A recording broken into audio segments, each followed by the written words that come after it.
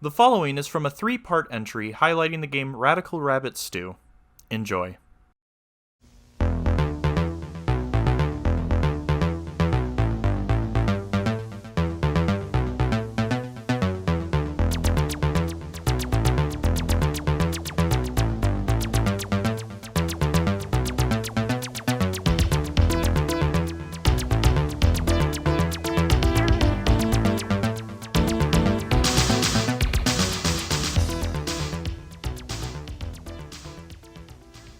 When seeking to combine or bend genres, a prudent game designer must approach capturing the essence of each genre being manipulated. Often, developers opt to capture a game's genre-defining mechanics from a very surface-level perspective. Think of games that insert RPG elements through rudimentary leveling mechanics, for example. Swedish indie studio Pugstorm, especially game designer Frantic all really understood this principle when setting out to make Radical Rabbit Stew.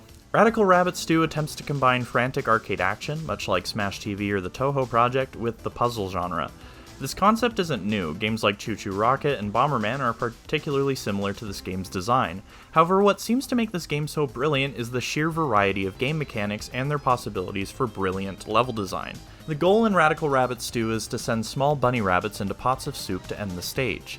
Each stage is set up as a puzzle, acting a lot like a slide puzzle or one of those ice sliding puzzles often seen in games from the 2000s. Sometimes there are medallions in the stages that require more careful thinking and can lead to some extra challenge if the player wants it.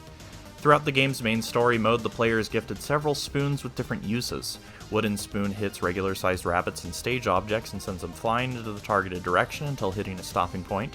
The second upgrade in the game, the silver spoon, allows the player to charge their hit to move heavier entities or hit regular-sized ones with a higher velocity. After it is introduced, the game's level design starts to focus more on widening player traversal, as it can also be used to interact with bounce pads. To expand traversal, the hand spoon effectively is a grappling hook and can also be used to grab items and send them backwards with the same rules as the wooden spoon hit.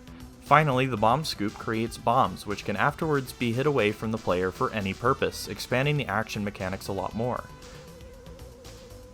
The game builds each section, introducing the mechanics centered on the new spoon. It then gets more difficult and complex over a handful of well-made stages. The game's health system is comprised of single-hit hearts with added hearts to match the ramping up of the in-game dangers. Anything can kill the player, and by the end it gets downright stressful. Rabbits hurt the player, then bombs are introduced, then ghosts, then living armor. The game suddenly becomes a combat action puzzler in the last handful of stages. Radical Rabbit Stew's single-player mode is a blast from its very first stage to its last, and its core mechanics, when combined with features like a stage builder and a versus mode, lead to an increased potential for some of the best and most frantic arcade fun in the indie gaming space.